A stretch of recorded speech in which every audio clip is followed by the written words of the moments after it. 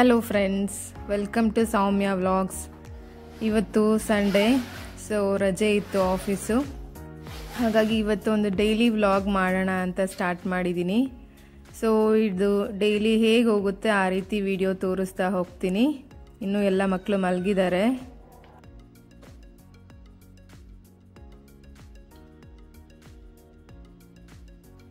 ಎಲ್ಲರೂ ಮಲಗಿದ್ದಾರೆ. So daily ಬೆಳಿಗ್ಗೆ ಸ್ಟಾರ್ಟ್ ಆಗೋದೆ ನಮ್ಮನೆಗೆಲ್ಲ ಕೈ ತುತ್ತು ಅಂತ.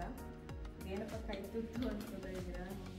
ಕೈ ತುತ್ತು ಅಂದರೆ ಇದರಲ್ಲಿ ಎಲ್ಲ ರೀತಿಯ ಮಲ್ಟಿಗ್ರೈನ್ಸ್ ಇರ್ಬೋದು ಅಥವಾ ಎಲ್ಲ ರೀತಿ ಅಂದರೆ ಸುಮಾರು ಇನ್ನೊಂದು ಒಂದು 30-40 ಥರದ ಗ್ರೈನ್ಸು, ಡ್ರೈ ಫ್ರೂಟ್ಸು, ಆಮೇಲೆ ರಾಗಿ ಕಾಳುಗಳು, ಬೇಳೆ ಕಾಳುಗಳು ಎಲ್ಲನೂ ಹಾಕಿ ಮಾಡ್ಕೊಂಡಿರ್ತೀವಿ. ಇದು ಎಲ್ರಿಗೂ, ಮಕ್ಕಳಿಂದ ಹಿಡಿದು ದೊಡ್ಡವರು ಎಲ್ರಿಗೂ ಕೂಡ ಇದು ಉಪಯೋಗ ಆಗುತ್ತೆ. ನಮ್ಮ ಮನೆಯಲ್ಲಿ ಅಥವಾ ಅಲ್ಲಿ ಅಮ್ಮನ ಮನೆಯಲ್ಲಿ ಎಲ್ಲರಿಗೂ ದಿನ ಬೆಳಿಗ್ಗೆ ಆಯ್ತಂದರೆ ಬೆಳಿಗ್ಗೆ 1 ಕಪ್ ಮಸ್ಟ್ ಆ್ಯಂಡ್ ಶುಡ್. ನಮ್ಮ ದಿನ ಶುರುವಾಗೋದೇ ಈ ಕೈ ತುತ್ತಿಂದ. ಯಾಕಂದರೆ ಇದರಲ್ಲಿ ಎಲ್ಲ ರೀತಿಯ ಕಾಳುಗಳು, ಡ್ರೈ ಫ್ರೂಟ್ಸು ಮತ್ತು ಎಲ್ಲ ಬೇರೆ ಬೇರೆ ಅಂತ ದವಸ ಧಾನ್ಯಗಳೆಲ್ಲ ಸೇರಿರೋದ್ರಿಂದ ಅಂದರೆ ತುಂಬ ಹೆಲ್ತ್ಗೆ ತುಂಬ ಬೆನಿಫಿಟ್ ಇದೆ.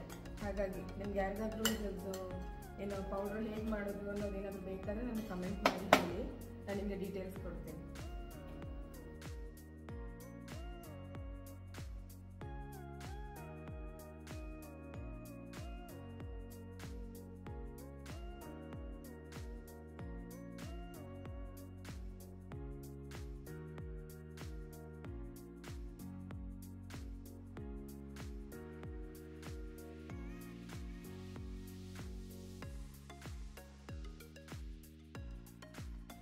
ಇದು ಮಕ್ಳಿಗೆ ಬೇಕು ಅಂದರೆ ನೀವು ಬೇಕಾದರೆ ಹಾಲಲ್ಲಾದ್ರೂ ಈ ಥರ ತೆಳ್ಳಗೆ ಕಲಿಸ್ಬಿಡ್ಬೇಕಾದ್ರೆ ಸರಿ ತಿನ್ನಿಸೋದ್ರ ಬದಲು ಸಬ್ಸ್ಟಿಟ್ಯೂಟ್ ಆಗಿ ಇದನ್ನು ತಿನ್ನಿಸ್ಬೋದು. ಆಲ್ಮೋಸ್ಟ್ ನನ್ನ ಮಗಳಿಗೆ ಎಷ್ಟು 6-7 ಮಂತ್ಸ್ ಆದಮೇಲೆ ಕಂಟಿನ್ಯೂಸ್ ಆಗಿ ಅವಳಿಗೆ ಡೈಲಿ 1 ಟೈಮ್ ಅಂತೂ ಇದನ್ನು ಮಸ್ಟ್ ಆ್ಯಂಡ್ ಶುಡ್ ಕೊಡ್ತೀನಿ. ಹಾಗಾಗಿ ಇದು ತುಂಬ ಹೆಲ್ದಿ.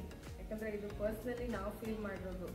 ಯಾಕಂದರೆ ನಾವು ಆಫೀಸು ಹೋಗಿ ಮನೇಲೂ ಮಾಡಿ ಮಕ್ಕಳನ್ನ ನೋಡ್ಕೊಳ್ಳೋಕ್ಕೆ ಅಂದರೆ being A lady body strain ಆಗುತ್ತಲ್ಲ.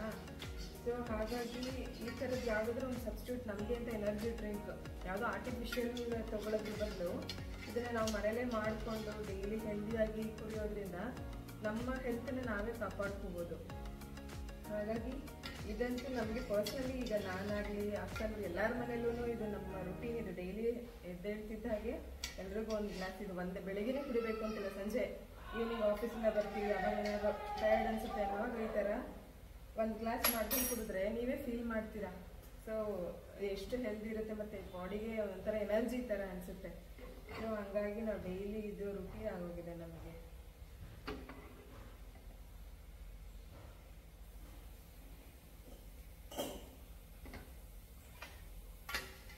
ಇದಂದರೆ ಗಟ್ಟಿಯಾಗಿ ಏನು ಬೇಡ, ಆಲ್ಮೋಸ್ಟ್ ಲಿಕ್ವಿಡ್ ಕನ್ಸಿಸ್ಟೆನ್ಸಿಯಲ್ಲೇ ಮಾಡ್ಕೊಂಡು ಕುಡಿಯೋದಷ್ಟೇ, ಲೈಕ್ ಡ್ರಿಂಕ್ ಥರ.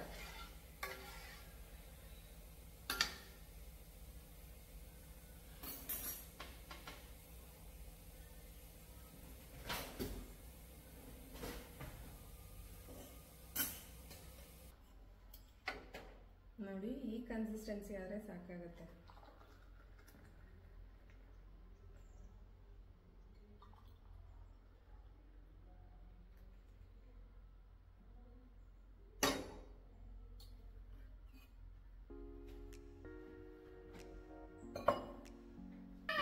ಹಸ್ಬೆಂಡ್ ಸ್ಪೋರ್ಟ್ಸ್ ಮ್ಯಾನ್ ಆಗಿರೋದ್ರಿಂದ ಸೊ ಇದು ಅವ್ರಿಗೂ ಎನರ್ಜಿ ಡ್ರಿಂಕು.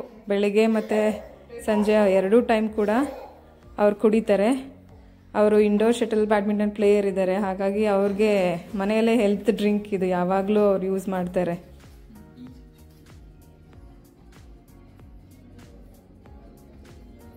ಇವತ್ತು ತಿಂಡಿಗೆ ಅಮ್ಮ ಇಡ್ಲಿ ರೆಡಿ ಮಾಡಿಟ್ಟಿದ್ರು.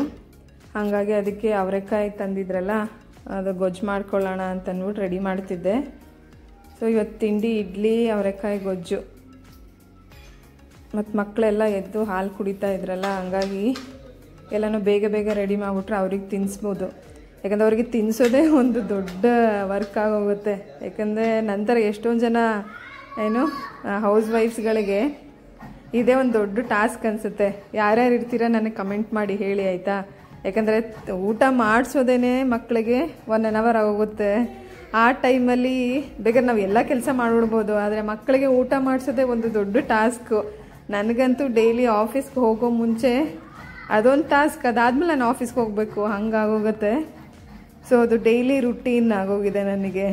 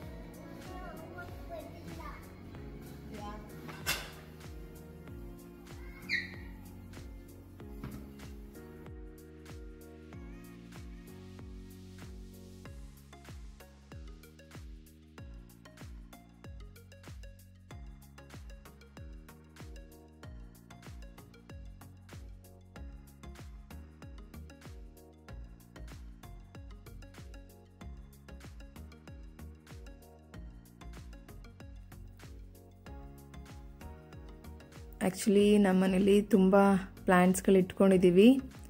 ಇಂಡೋರ್ ಪ್ಲ್ಯಾಂಟ್ಸು ಇದೆ, ಔಟ್ಡೋರ್ ಪ್ಲ್ಯಾಂಟ್ಸು ಇದೆ. ಯಾಕಂದರೆ ನನಗೆ ಹಸ್ಬೆಂಡ್ಗೆ ಎಲ್ಲರಿಗೂ ಪ್ಲ್ಯಾಂಟ್ಸ್ ಅಂದರೆ ಮನೇಲಿ ಗ್ರೀನ್ರಿ ಇರಬೇಕು ಅಂತ ತುಂಬ ಇಷ್ಟ.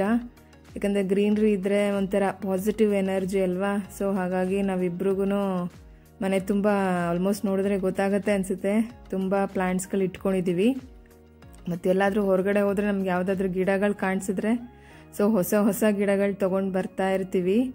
ಇದು ಆಲ್ಮೋಸ್ಟ್ 1 ವರ್ಷದ ಕಲೆಕ್ಷನ್ನೇ ಅಂತಲೇ ಹೇಳ್ಬೋದು. ನಮ್ಮ ಮನೇಲಿರೋ ಪ್ಲ್ಯಾಂಟ್ಸ್ಗಳೆಲ್ಲ ಸುಮಾರು ಎಲ್ಲ ಕಡೆಯಿಂದನೂ ಪ್ಲ್ಯಾಂಟ್ಸ್ ತೊಗೊಂಡು ಬಂದು ಅರೇಂಜ್ ಮಾಡ್ಕೋತಾ ಇರ್ತೀವಿ. ಹಾಗೆ ಎಲ್ಲದಕ್ಕೂ ನೀರು ಹಾಕೋಣ ಅಂಥೇಳಿ ನೀರು ಹಾಕ್ತಾ ಇದ್ದೆ.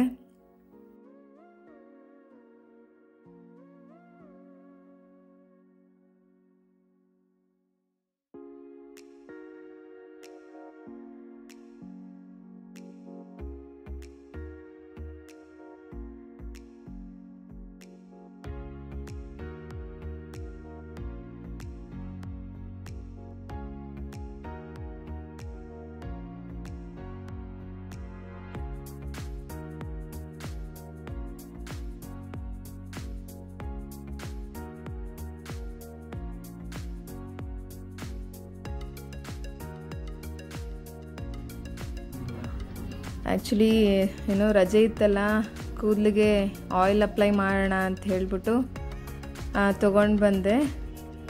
ಆದರೆ ಅಷ್ಟರಲ್ಲಿ ಯಾರೋ ಮನೆಗೊಬ್ಬರು ಗೆಸ್ಟ್ ಬಂದರು. ಸೊ ಮತ್ತೆ ಆವಾಗಲೂ ಹಾಕ್ಕೊಳಕ್ಕಾಗಲಿಲ್ಲ. ಹೀಗೆ ಅಲ್ವಾ ನಮಗೆ ಏನಾದರೂ ಒಂದು ನಮಗೆ ಅಂತ ಟೈಮ್ ಕೊಟ್ಕೊಳ್ಳೋಣ ಅನಿಸುತ್ತೆ. ಅಷ್ಟರಲ್ಲಿ ಏನೋ ಕೆಲಸ ಬಂದು ಮತ್ತು ಹಂಗೆ ನನಗೂ ಹಾಗೆ ಆಯಿತು. ಆಮೇಲೆ ಮಕ್ಕಳಿಗೆ ಸ್ವಲ್ಪ ತಿಂಡಿ ತಿನ್ನಿಸ್ಬಿಡೋಣ ಅಂಥೇಳಿ ಆಲ್ರೆಡಿ 11 o'clock ಆಗ್ತಿತ್ತು. ತಿಂಡಿ ತಿನ್ನಿಸ್ಬಿಡೋಣ ಅಂಥೇಳಿ ಹಸ್ಬೆಂಡ್ ಕೂಡ ಫ್ರೀ ಇದ್ರಲ್ಲ, ಅವರು ಮಗನಿಗೆ ತಿನ್ನಿಸಿದ್ರು, ನಾನು ಬೇಬಿಗೆ ತಿನ್ನಿಸ್ತಾ ಇದ್ದೆ. ಹಾಗೆ ಎಲ್ಲರಿಗೂ ತಿಂಡಿ ತಿನ್ನಿಸಿ ಆಮೇಲೆ ನಾನು ಕೂತ್ಕೊಂಡು ತಿಂಡಿ ತಿಂತಾಯಿದ್ದೀನಿ. ಆಲ್ಮೋಸ್ಟ್ ನಾನು ತಿಂಡಿ ತಿನ್ನೋ ಅಷ್ಟರಲ್ಲೇ 11:20 ಆಗೋಗಿತ್ತು. ಟೈಮ್ ನೋಡ್ತಾ ಇದ್ದೀರಾ ಅನಿಸುತ್ತೆ. ಯಾಕಂದರೆ ರಜದ ದಿನ ಯೂಶ್ವಲ್ ಆಗಿ ಎಲ್ಲ ಮಾಡಿ ತಿಂಡಿ ತಿನ್ನೋ ಅಷ್ಟರಲ್ಲಿಗೆ ಲೇಟೇ ಆಗೋಗುತ್ತೆ. ಸೊ ತಿಂಡಿ ಎಲ್ಲ ಆದಮೇಲೆ ಆಯಿಲ್ ಅಪ್ಲೈ ಮಾಡ್ಕೊಳ್ಳೋಣ ಅಂತ ಅಪ್ಲೈ ಮಾಡ್ಕೋತಾ ಇದ್ದೆ. ಆ್ಯಕ್ಚುಲಿ ನಾವು ಅಂದರೆ ಮನೇಲೇ ಮಾಡ್ಕೊಳ್ಳೋದು ಹೇರ್ ಆಯಿಲ್ನ, ಮತ್ತು ಕೊಬ್ಬರಿ ಎಣ್ಣೆ ಕೂಡ ಮನೆಯಲ್ಲೇ, ಅಂದರೆ ಕೊಬ್ಬರಿ ಎಲ್ಲನೂ ಒಣಗಿಸಿ ಅದನ್ನು ಆಯಿಲ್ ಮಾಡ್ಕೋತೀವಿ. ಹಾಗೆ ಅದಕ್ಕೆ ಸುಮಾರು ಬೇರೆ ಬೇರೆ ಅಂತ ಇಂಗ್ರೀಡಿಯೆಂಟ್ಸ್ ಎಲ್ಲ ಹಾಕ್ಕೊಂಡು ಮನೆಯಲ್ಲೇ ಆಯಿಲ್ ಎಲ್ಲ ಅಂದರೆ ಆಯಿಲ್ ರೆಡಿ ಮಾಡ್ಕೋತೀವಿ, ಅದನ್ನೇ ಹಾಕೋದು. ಅಂದರೆ ಮನೆಯಲ್ಲಿ ಸಿಸ್ಟರ್ಸ್ ನಾವೆಲ್ಲನೂ ಅದೇ ಆಯಿಲೇ ಒಂದ್ಸರಿ ಮಾಡ್ಕೊಂಬಿಡ್ತೀವಿ 1 ತಿಂಗ್ಳಿಗೆ ಆಗೋಷ್ಟು. ಸೊ ಅದೇ ಯೂಸ್ ಆಗುತ್ತೆ. ಚೆನ್ನಾಗಿದೆ ಅದು ಆಯಿಲ್. ಆ್ಯಕ್ಚುಲಿ ನಿಮ್ಗೆ ಯಾರಿಗಾದ್ರೂ ಬೇಕಂತಂದರೆ ಹೇಳಿ, ನಾನು ಅದೊಂದ್ಸರಿ ನೆಕ್ಸ್ಟ್ ಆಯಿಲ್ ಮಾಡುವಾಗ ನಿಮಗೆ ಅದನ್ನು ಒಂದ್ಸರಿ ವಿಡಿಯೋ ಮಾಡಿ ತೋರಿಸ್ತೀನಿ ನಾನು, ಓಕೆನಾ? ಯಾಕಂದರೆ ಈ ಆಯಿಲ್ ಹಾಕಿದ್ರೆ ಒಂಥರ ಮಾಯಿಶ್ಚರೈಸರ್ ಥರ ಕೂದಲಿಗೆ ತುಂಬ ಸಾಫ್ಟ್ ಅನಿಸುತ್ತೆ. ಯಾಕಂದರೆ ನಾವು ರೆಗ್ಯುಲರ್ ಆಗಿ ಯೂಸ್ ಮಾಡ್ತೀವಲ್ಲ, ಹಾಗಾಗಿ ನಿಮ್ಗೇನಾದರೂ ಬೇಕಿದ್ರೆ ನನಗೆ ಕಮೆಂಟ್ ಮಾಡಿ, ನಾನು ಅದನ್ನು ನಿಮಗೆ ತೋರಿಸ್ತೀನಿ ನೆಕ್ಸ್ಟ್ ವಿಡಿಯೋದಲ್ಲಿ.